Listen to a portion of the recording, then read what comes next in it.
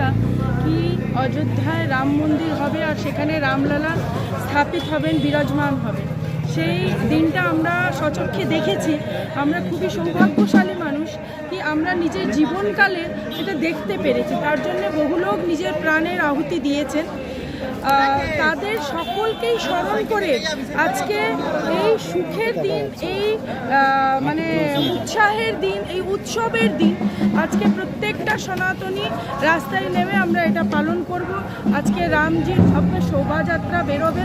এই শোভাযাত্রায় যত সনাতনী আছেন সবাই অংশগ্রহণ করবেন আর ভালোভাবে আজকে এই র্যালিটা সম্পূর্ণ করবে। সমাজে তো বহু রকমের ব্যক্তি আছেন, সবার নিজের নিজের বিবেক আছে, বুদ্ধি আছে, স্বেচ্ছা আছে, কিন্তু আমার মনে হচ্ছে এই ভারতবর্ষের পূর্ণভূমিতে সনাতনী হিসাবে জন্ম নিয়ে যদি আমি সনাতনের অপমান করি, এর থেকে বড় দুর্ভাগ্যজনক আর কিছু নেই। ধিক্কার জানাই সেসব মানুষকে যারা হিন্দু হয়ে, সনাতনী হয়ে সনাতন ধর্মকে অপমান করেন। আর যারা সত্যিকারের সনাতনী আছেন তারা কিন্তু মুখে এইসব বলেনও না আর ভাবেনও না। তারা একমাত্র রামচন্দ্র আর হিন্দু ধর্মকে নিয়ে এগিয়ে যায়।